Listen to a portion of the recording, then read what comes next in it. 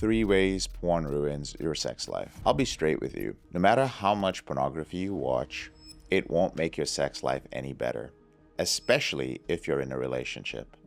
Now, I know that there are some people out there who claim that pornography makes their sex life better, and some even claim that they've become much better at sex thanks to pornography.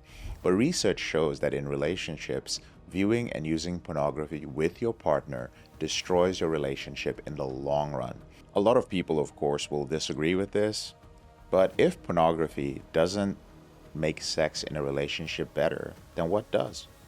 Well, intimacy does. Intimacy helps each person in a relationship by helping you open up and become more vulnerable to your partner. It's emotional closeness. It creates more affection, attachment, and confidence in the other person, which, believe it or not, leads to great sex. Now, I'm well aware that many people claim to use pornography to improve their sex life, but there's one thing that these people have in common, and that thing is that while they may be dating or while they may be married, they're definitely not intimate. Let me make one thing clear. Having sex is not the same thing as intimacy. One of the ways by which pornography destroys the sex in your relationship is through this illusion that it creates. The illusion that multiple things make sex good or exciting. Monogamy is already challenging enough, right? If you're serious about it, don't complicate it with pornography. That only cuts down the length of your relationship. Next is that the more pornography you watch, the more you're going to prefer porn to your partner. There's actually a scientific reason for this. The human brain is very malleable, which means that the brain has the ability to change and adapt based on different stimuli.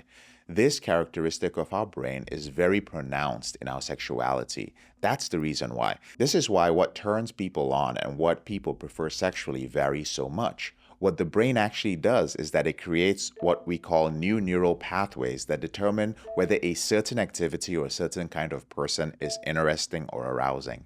These neural pathways basically become stronger the more that we repeat them. So for instance, if as an adult you watch a certain genre of pornography for the first time, what's going on in your brain could be described as drawing a line in water with your finger. There isn't a line left when you're done. Watching a few more times becomes like drawing a line in the sand. There's an after effect, but it disappears shortly after. But eventually, after repeated use, it becomes like drawing or carving a groove in marble. Extremely and almost impossible to undo. As with anything in life, the more you do an activity, the easier it becomes. And unlike other activities, watching pornography and masturbating leads to a release of dopamine, which is a very pleasurable neurochemical. And unlike a boring, repetitive task with no reward, each time you view pornography, you get a huge reward. Hence, you keep doing it. And those neural pathways, those lines that you're drawing, those grooves are etched deeply into your brain.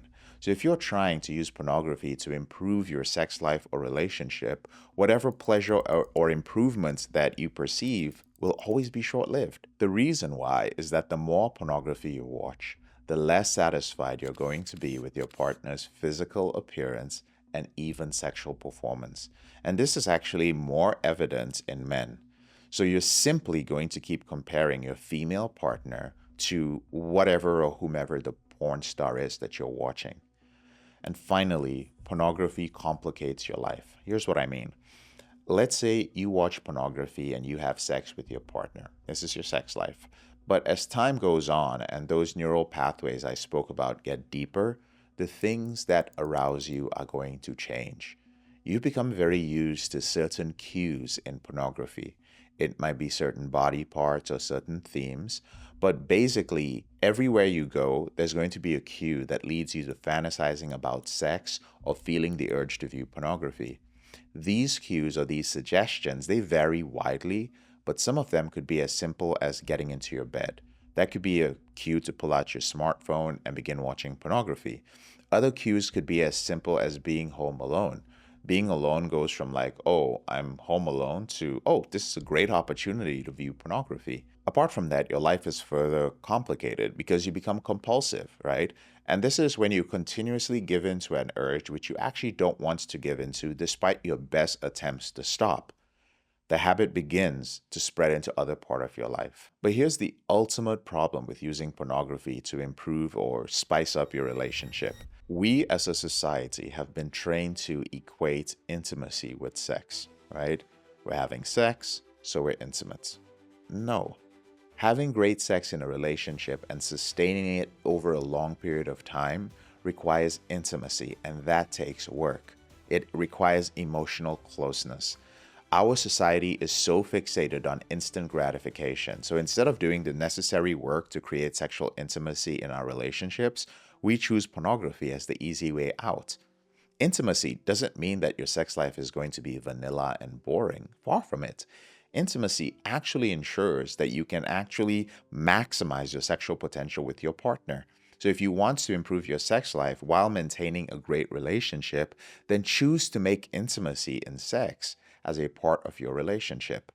And this process begins by removing porn from your relationship.